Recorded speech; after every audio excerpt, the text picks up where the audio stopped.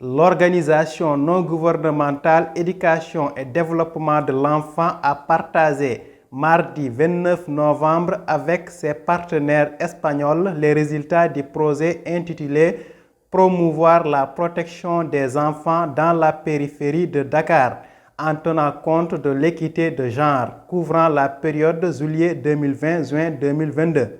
Ces objectifs tournaient autour du renforcement de la protection sanitaire, l'éducation et la participation des enfants dans les instances de prise de décision.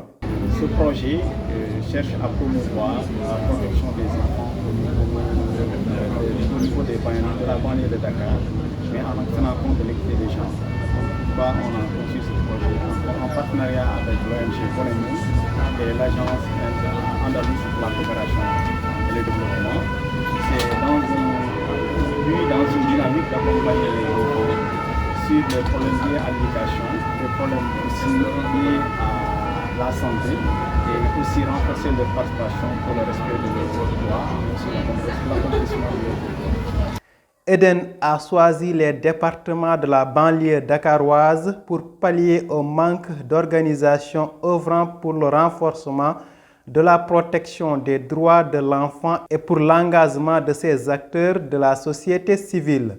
Selon son coordonnateur, le projet a permis de renforcer la résilience sanitaire et la protection des enfants dans les départements de Guédiawaye, Pikine et Rufisque par la distribution des moustiquaires, la formation et la sensibilisation sur la santé de la reproduction, la création et l'animation des clubs Eden et l'organisation des camps de vacances. Les résultats qui ont été partagés, c'est par rapport aux activités qui sont réalisées sur le plan de la santé, avec la sensibilisation sur la dotation de moustiquaires, la sensibilisation sur l'hygiène, la dotation des kits de l'hygiène, la formation et la sensibilisation sur la santé de la reproduction. Et sur l'éducation aussi, il y a une formation des enseignants scolaires non violentes. Au niveau de la participation des enfants, il y a la création, l'animation et l'installation des clubs et des conseils municipaux d'enfants.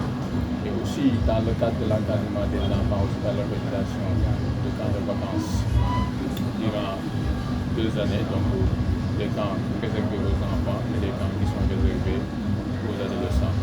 Donc en résumé, il y avait beaucoup d'activités. Même sur le plan de l'éducation aussi, il y a la division du kit sur la diffusion scolaire non violente qui a été donnée hier pour que certains enseignants ont commencé à pratiquer. Donc ce sont ces activités qu'on a réalisées durant ces 2 années, plus collectivité territoriale de la banlieue de Dakar. L'ONG Eden sollicite plus d'accompagnement financier de la part des collectivités territoriales par la définition d'une ligne budgétaire dans les différentes communes pour mieux soutenir la protection de l'enfant et l'installation des conseillers municipaux de l'enfant dans toutes les communes. L'autorité étatique de nous mieux d'accompagner les enfants et même au niveau des collectivités, les recommandations les plus fortes aussi, c'est au niveau des collectivités territoriales. On demande de cofinancer les activités qu'on déroule sur le terrain. Par exemple, si on déroule un camp de vacances avec un projet, si le projet finit, il y aura plus de camps de vacances. Et que les collectivités territoriales devraient nous aider à encadrer ces enfants, même s'il n'y a pas de projet, mais avec les moyens. Et aussi sur le budget qui est relatif aux droits de l'enfant, d'insérer une nomenclature budgétaire protection de l'enfant dans les rubriques des budgets des collectivités territoriales. Et aussi d'installer les collectivités, d'installer les conseils municipaux d'enfants, de les installer au niveau des communes et de financer leur animation, d'accompagner, d'installer, d'accompagner et financer l'animation des conseils municipaux d'enfants.